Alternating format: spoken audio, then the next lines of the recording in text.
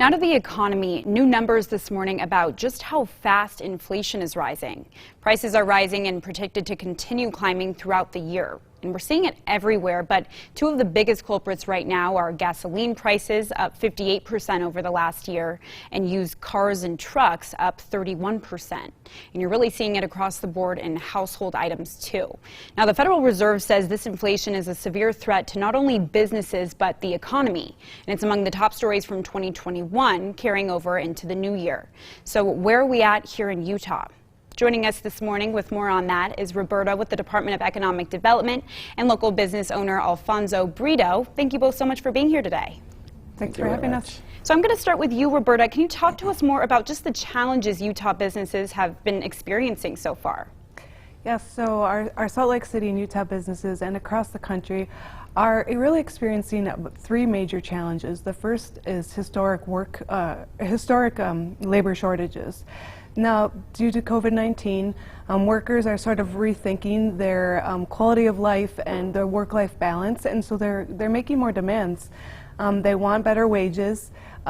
Wage stagnation is a major problem despite rising costs of living. They want a more flexible work environment, so they want to be able to have a hybrid model or even work from home. And they want certain protections to make sure that if they do have to come to the office that they're not going to get COVID. Secondly is inflation. We're seeing historic levels that we haven't seen since 2008. So the costs of products and services are rising. And what happens is businesses have to make hard choices about whether they need to increase their prices to respond to the inflation, and that could ultimately alienate some of their customers. And finally, we're seeing some major disruptions in the supply chain. So that leads to our businesses having to making it more difficult to acquire their products and to provide services, and ultimately not meeting customer demand.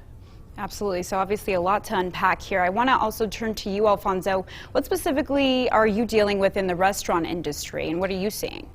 Well, one of the, Roberta mentioned about the chain supply. This is one of the biggest challenges as a restaurateur, because we have to be more creative when we are missing a lot of the products that we need to make our dishes. So shortage in beef, shortage in chicken, and the raise of prices make us to it pushes us to increase our prices and be more creative with the way that also we market our products. That's the biggest challenge.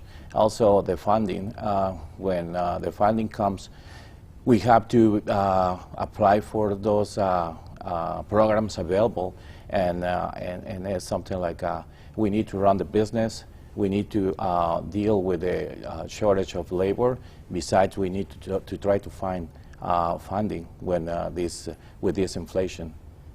Absolutely. And Alfonso, bouncing off of that, like the high inflation, is that really keeping some Utahns from coming back to work, specifically at your restaurant? Yes, it is. It's happening, and also, as we mentioned, it pushes us to be more creative. How we can help our employees to keep them motivated to come to work, because obviously there is a risk to when you work. There is a risk to get COVID, and we keep them motivated to come back to work and do our best to get creative and offer bonus, offer flexible hours, and to help them, because safety is first for us and for our employees and for our guests. Of course. And so, Roberta, turning over to you now, when do you expect some of these problems to kind of get better and figure themselves out? Obviously, it's not all going to happen at once. There's several factors coming into play here. But if you had to guess, what would you say? Well, we know that inflation will go down this year. We don't know by how much, but we're expecting the supply chain shortages to improve, and so that will help. And I would imagine by the end of the year it'll be looking better.